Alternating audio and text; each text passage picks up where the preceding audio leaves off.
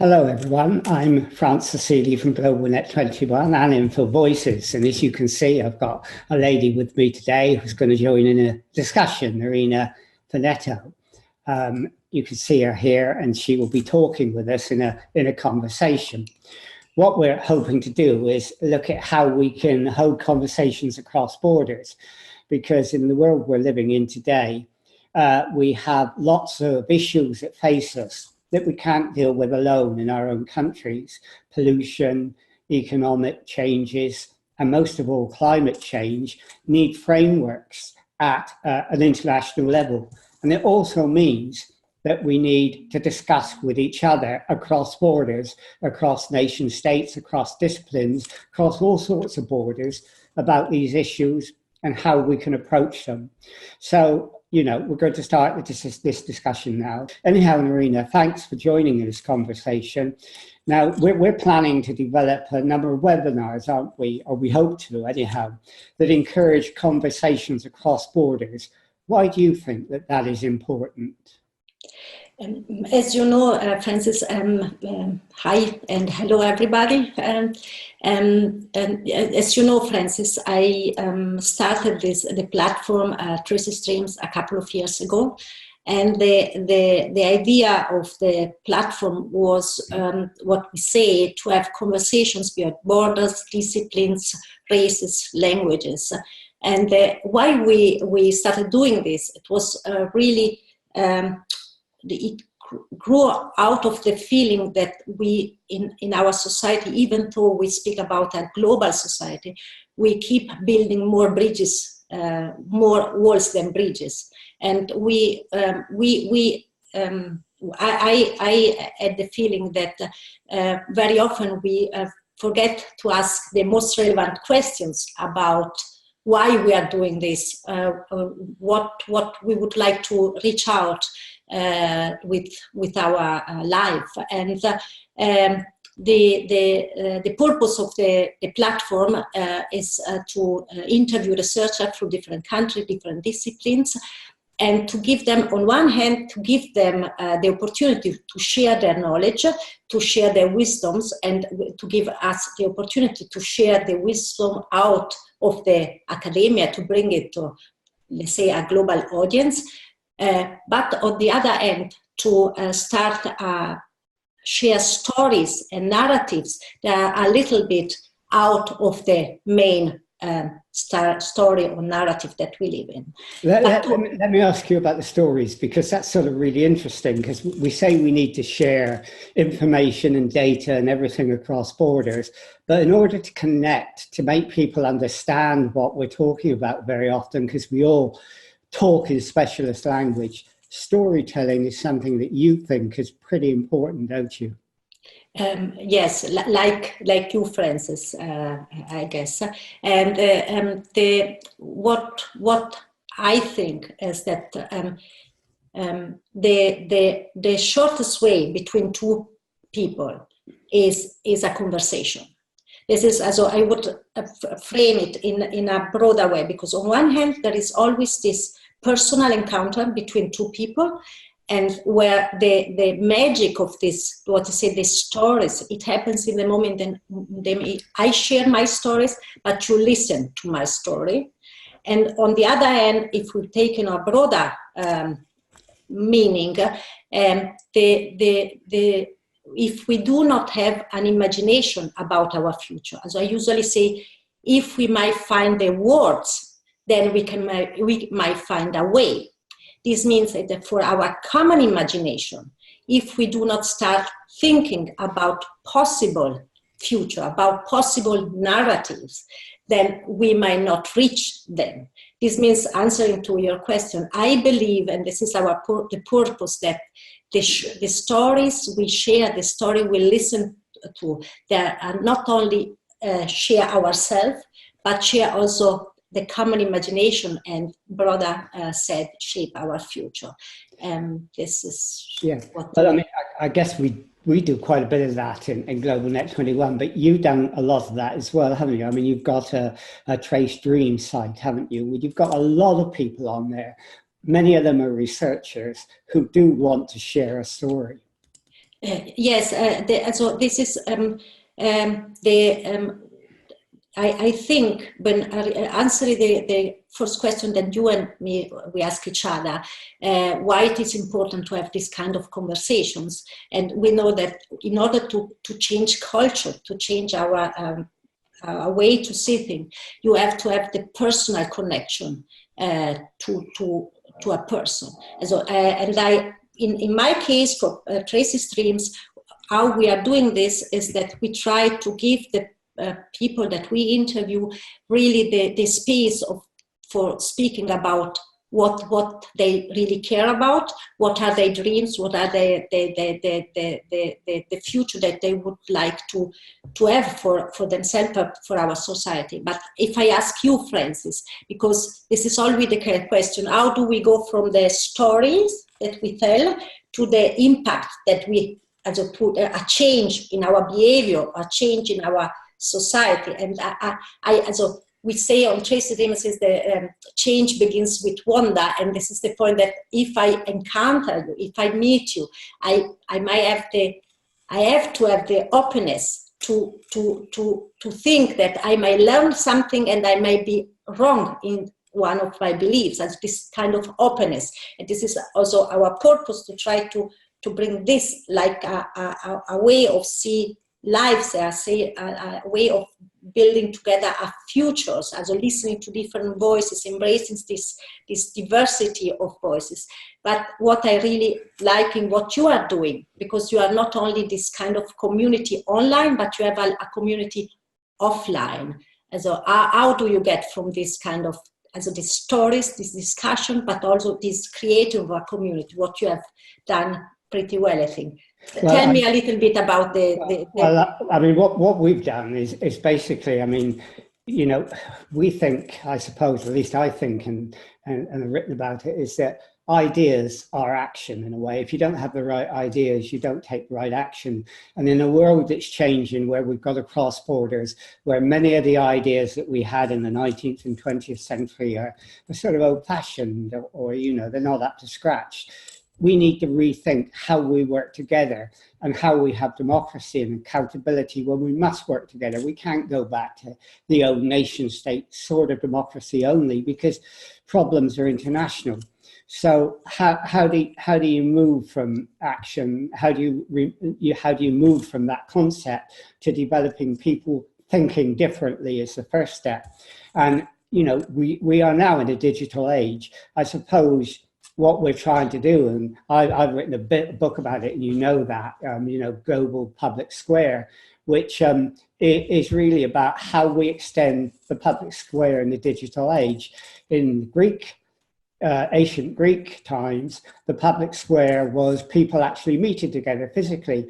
People had to learn to tell stories, or else people wouldn't understand it. They walk away, they boo, they shout. In the digital age, we've got to make an effort to do it. We've got to get people to learn a new narrative, which is very difficult often with people shut up in their little tribes and their little boxes, academics particularly, but also people in political parties. And then we've got to find a way for them to network. So we hold a lot of online meetings, but we meetings in real time as well. We're going to start doing that locally, where I live in London. We do it in London generally, often in the House of Commons, often in other venues where we bring people to debate issues. And then they make contact with the people that are speaking. They join those groups. They develop ideas of their own. They network together and they take action which is appropriate to them. So we try to combine the ideas with getting people together, networking, and then going out and taking the actions which are necessary. So that's sort of how we develop it. I really like what you are saying, because in my opinion, it's, you know, right now everybody speaks about change, changes, change making. And what I really believe is that the change is always personal, it's a personal level. So we have we are not to change anything if we do not change ourselves and the approach that we have to the future, to the present. And the complexity that we have is not only that at a research level, you might not be able to solve the problems that we have if you do not have an interdisciplinary or transdisciplinary approach. This is from the research side, but also from our side as a personal side. We are not going to be able to frame or understand the present and the future that we might live in if we do not embrace the complexity of our reality, but even the complexity of voices, also the complexity of stories that we have. Also, I think that we need a narrative that brings out the fact that we are humans, but at the same time that respect the differences of values, for example, of dreams. And this is, I think, the difficulty of our job, Francis, how I see it, that on one hand we need a common narrative, and on the other hand we have to give voices and spaces to the different narratives and the different values and the different regions and the different religions and the different languages that we have. I mean, that's a real problem, isn't it? Getting a common language. I mean, for example, you have a lot of researchers on your site and they look fantastic. But, you know, I've had a background working with academics. I've worked for the BBC Open University. One of my jobs was to try and get academics, when they did the television programs, to talk differently than they talk in their enclosed specialities. And, you know, on social networking now, it's even more difficult. We get an academic on and they may talk in a language that people don't relate to. So if we're going to go across not just national borders, but specialist discipline borders, we've got to get people to learn to speak a language that others connect with, which is a sort of common language. Now that's work in progress, isn't it? And we don't always get it, you know, as working as well as we would like. Exactly, and this is, I can imagine that in the conversation that we are going to have, we're going to really in depth speak about the issues that we are going to want to speak about. But in some of the interviews that I have on my site, what I usually say, it's less about the knowledge, and I really try, you know, when you speak with a scientist, a specialist about nanotechnology, you might not get everything. But I usually say it is not important, perhaps, that I understand the facts that you present in your papers, because there are other pages, there are other places where you can find the data, the facts. But it's really about finding a common language, let's say a simple language that everybody can understand, and understand the whys, understand the wisdom, the lessons that I might use for the understanding of the complexity. I don't know if I made the point. I try to explain how we do also our interviews, asking the simple questions and trying to bring a simple answers. And what I think that you were mentioning probably is that the connection with the researchers, and it is also really important, also to make this kind of personal encounter with different researchers. Yeah, I mean, it's not just about language, though, is it? It's about actually getting people to understand the necessity to engage. Lots of researchers, for example, hide behind their tribal doors and say they do research, and they don't have the need, or they don't feel it's necessary to engage with a community. I think I mentioned when I spoke to you before about Barbara Bozover's book, Flight Behavior, which is, a book about, working class people in the upper Appalachians, seeing that monarch butterflies had migrated to their area rather than Mexico, discovering it's about climate change, and they get a scientist up to look at it and research it. But he won't engage, he won't talk to the public about it. He said, that's not my job. But she said, this is vital, we must know about it.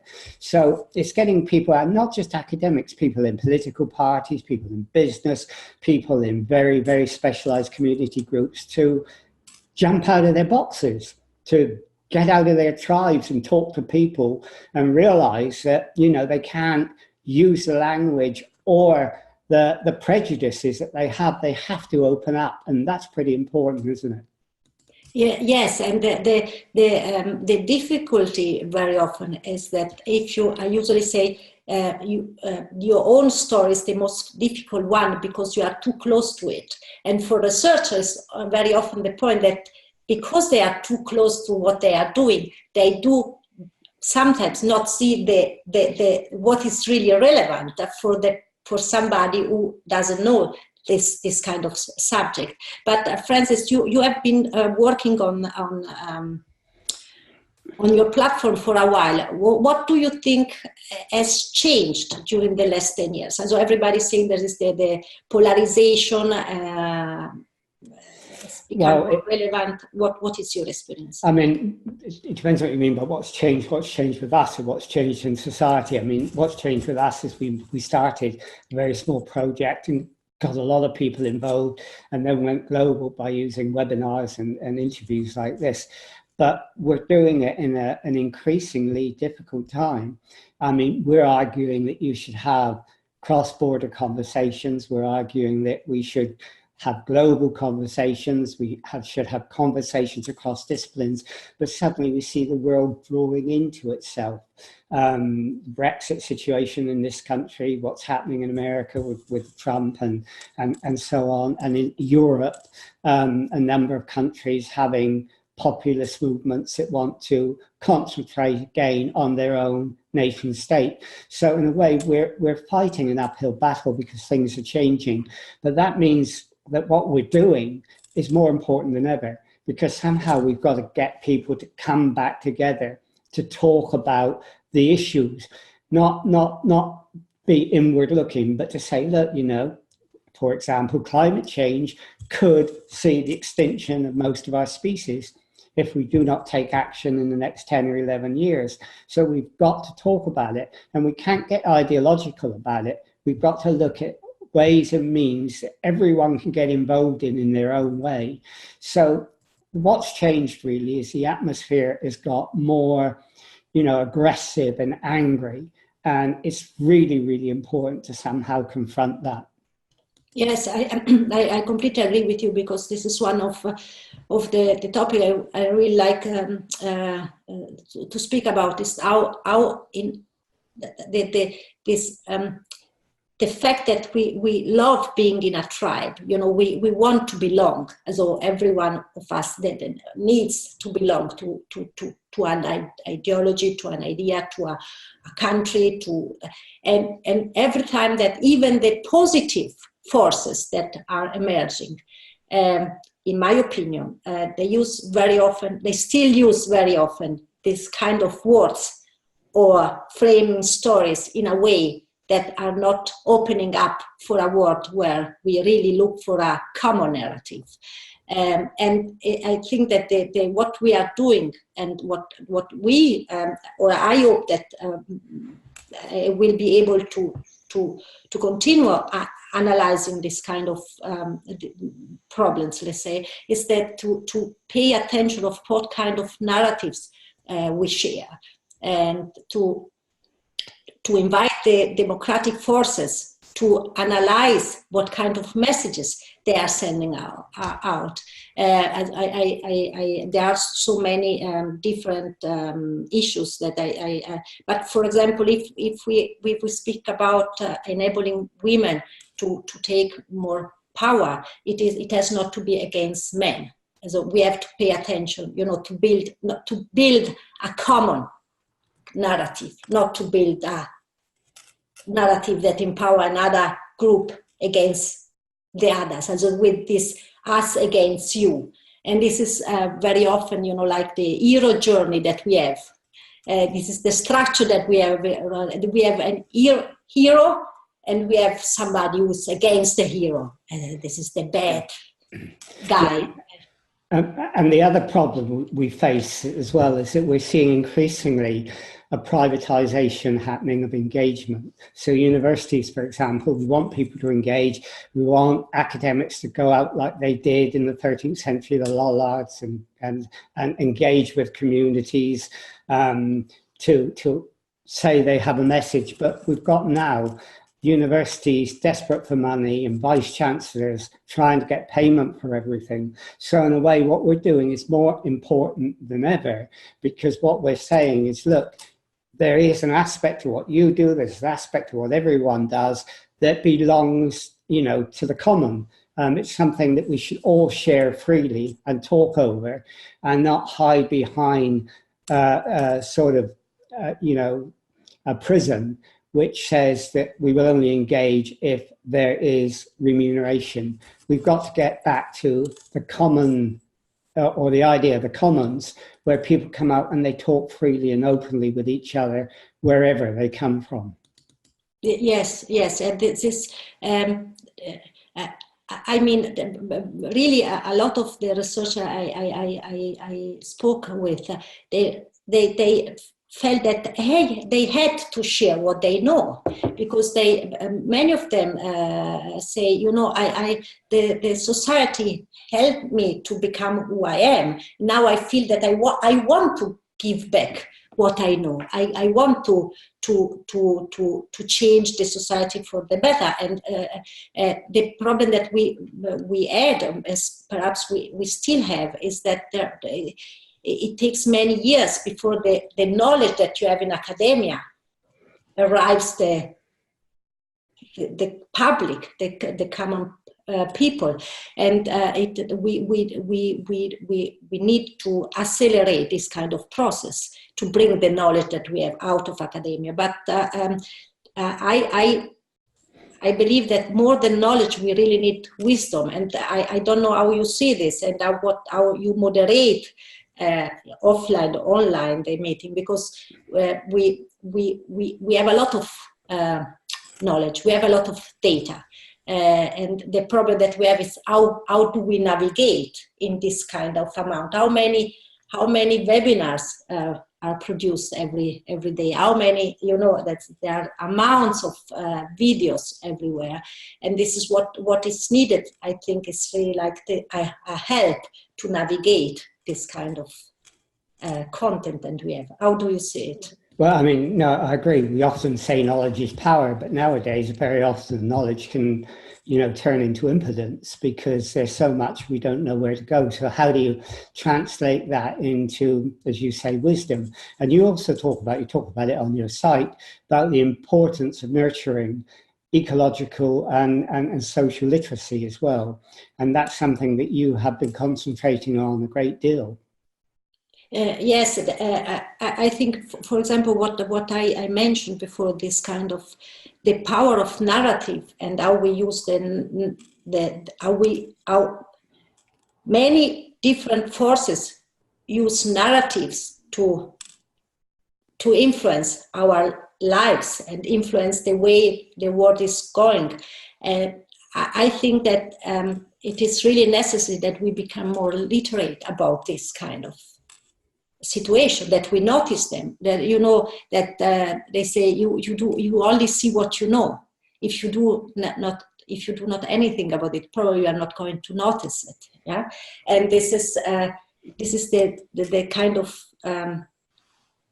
education or inspiration that I would like to contribute to. And the other point, of course, is now we speak about ecologic.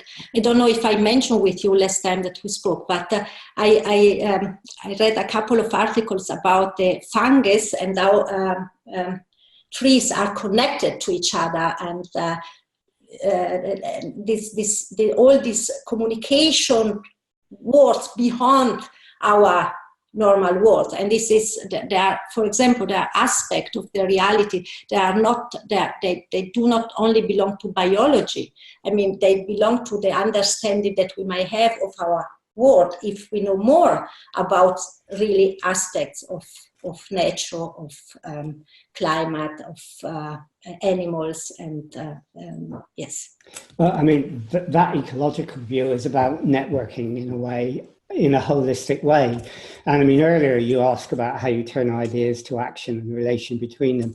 And one of the books that influenced me in the 1970s, boy, that's going back, is Paulo Freire's book, Pedagogy of the Oppressed, where he talked about the praxis, which is the interaction of ideas and action.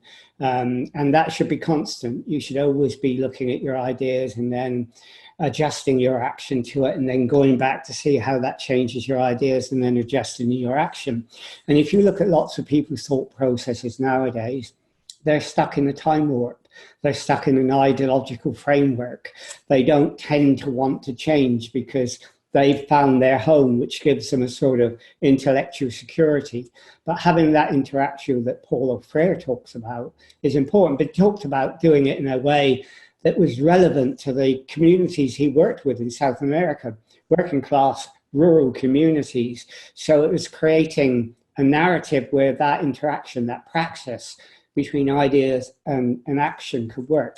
In a way, I think that's what we're trying to do.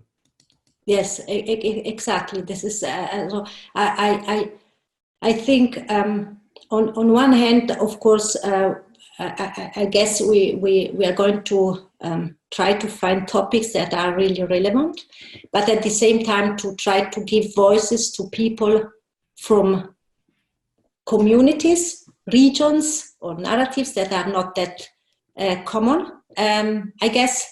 And when you were sharing this thought, it came to my mind that they made an experiment where they told people to choose between two different faces.